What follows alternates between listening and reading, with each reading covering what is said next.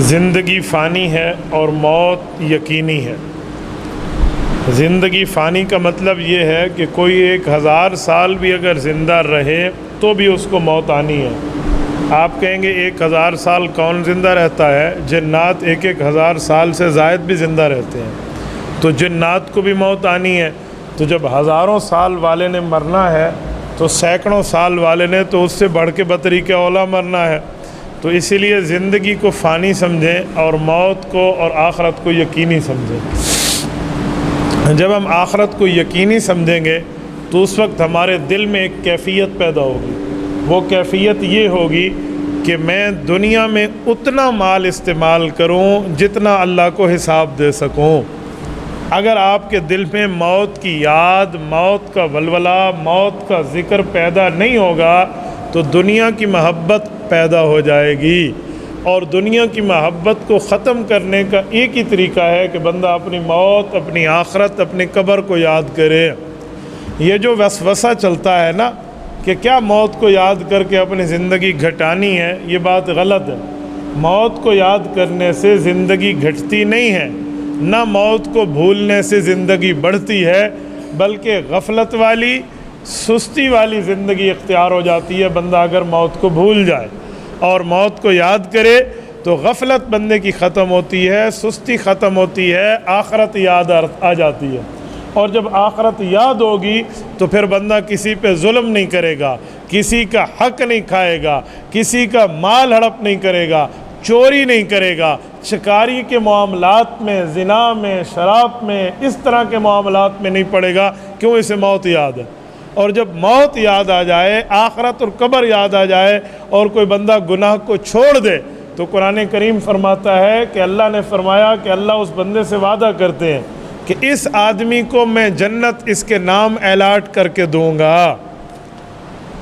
قرآن کریم سورۃ نازعات پارہ نمبر 30 کی آیت ہے، وَأَمَّا مَنْ خَافَ مَقَامَ رَبِّهِ وَنَهَى النَّفْسَ عَنِ الْهَوَىٰ فَإِنَّ الْجَنَّةَ هِيَ الْمَأْوَىٰ۔ فرمایا اس شخص کو دیکھو جس نے گناہ کرنا تھا لیکن اس کے دل میں آیا کہ اللہ کو کیا منہ دکھائے گا، اللہ کو کیا جواب دے گا۔ کل قیامت میں جس نبی کا کلمہ پڑھا اس نبی کا سامنا ہوگا اور گناہ کھل گیا تو اپنے نبی کو کیا منہ دکھائے گا؟ تو یہ آدمی فوراً گناہ سے رک گیا، اس نے اپنے نفس کو گناہ سے روک لیا۔ تو رب فرماتے ہیں فَإِنَّ الْجَنَّةَ هِيَ الْمَأْوَىٰ، جنت میں نے اس آدمی کے لیے تیار کی ہے۔ تو میرے دوستو، اسی لیے یہ مقام تب ملے گا جب بندہ اپنے دل میں آخرت کی یاد رکھے گا، اور جو آخرت کی یاد نہ رکھے، دنیا میں اللہ کے ذکر، اللہ کی یاد، اللہ کے احکام، اللہ کے دین کو ٹھکرا دے تو کل قیامت میں اس کا حشر کیا ہوگا؟ قرآن کریم کہتے ہیں وَمَنْ أَعْرَضَ عَنْ ذِكْرِي، یہ سورت نمبر 20 سورت طٰہٰ کے آخری رکوع سے پہلے رکوع کی آیت ہے۔ آخری صفحے سے پہلے صفحے پہ شروع ہوتی ہے، آخری پہ ختم ہوتی ہے سورت طٰہٰ پہ۔ فرمایا وَمَنْ أَعْرَضَ عَنْ ذِكْرِي، جو ہمارے ذکر سے اعراض کر گیا، غافل ہو گیا، اللہ رسول کو نہ مانا، فَإِنَّ لَهُ مَعِيشَةً ضَنْكَ، اس آدمی پر اس کی زندگی کو تنگ کر دیا جائے گا۔ اب آپ بتائیں، جو لوگ آ کر علماء کو ہمیں کہتے ہیں نا مولانا آپ کوئی بات بتائیں، کوئی وظیفہ بتائیں، کوئی حل بتائیں، ہماری زندگی بہت عجیب گزر رہی ہے، ہمارے معاملات غلط ہیں۔ تو بھائی یہ معاملات کا حل تو اللہ نے قرآن میں پہلے دیا۔ فرماتے ہیں کہ جس بندے نے اللہ کے دین سے منہ پھیرا اس کی زندگی تنگ ہو جائے گی۔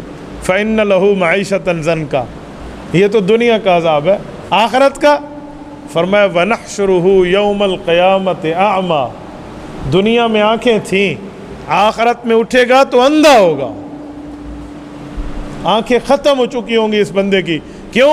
اس نے دنیا میں آنکھیں ہونے کے باوجود اپنے آنکھیں دینے والے کا شکریہ ادا نہیں کیا تھا، اس کے احکام کو نہیں مانا تھا، اس کی شریعت کو اس نے تسلیم نہیں کیا تھا، تو اس کا حشر یہ ہو رہا ہے۔ اچھا، پھر تو کہتے ہیں اس بندے کو یاد آئے گا کہ میں تو دنیا میں دیکھتا تھا، میری تو آنکھیں تھی، میری تو بصارت تھی، بینائی تھی، اور اب میں قیامت میں اندھا ہوتا جا رہا ہوں اور مجھے نظر کچھ نہیں آ رہا۔ تو یہ اللہ کے دربار میں حاضر ہو کر پوچھے گا، کہے گا اے میرے مولا آپ نے مجھے اندھا کیوں اٹھایا؟ لما حشرتنی اعما وقد کنت بصیرا، اے اللہ کریم میں تو دیکھنے والا تھا، میری تو آنکھیں سلامت تھی، آپ نے مجھے قیامت میں اندھا کر کے کیوں اٹھایا؟ طرف فرمائیں گے قال کذالک، یہ جواب ہے، اتتک آیاتنا فنسیتہا، تو نے ہماری شریعت کی آیات کا انکار بھی کیا اور شریعت کے احکامات پہ عمل بھول بیٹھا، وَكَذَلِكَ الْيَوْمَ تُنْسَى، آج تو بھی بھولا بھلایا ہے۔ تو دو باتیں ہوئی، ایک وہ جس نے آخرت کی یاد اپنے دل میں رکھی اور اللہ کو راضی کیا تو رب نے فرمایا میں نے جنت بنائی اس کے لیے، اور ایک وہ جس نے دل دنیا سے لگا کر اللہ سے غافل کر لیا، آخرت کو بھلا بیٹھا، رب کے احکام سے منہ پھیرا، فرمایا یہ بندہ دنیا میں اپنی زندگی کو تنگ محسوس کرے گا اور آخرت میں نابینا اٹھے گا۔ آپ اندازہ لگائیں، یہ دو کیفیتیں ہمیں اللہ کے قرآن نے بتائی ہیں، سمجھائی ہیں، علماء نے ہمیں پڑھ کے سنائی ہیں، اس کے باوجود بھی ہمارا دل نہ بدلے تو مطلب ہے کہ پھر گناہ کر کر کے ہمارا دل اس نہج پر پہنچ چکا ہے کہ صفائی کے لیے بہت زیادہ محنت کی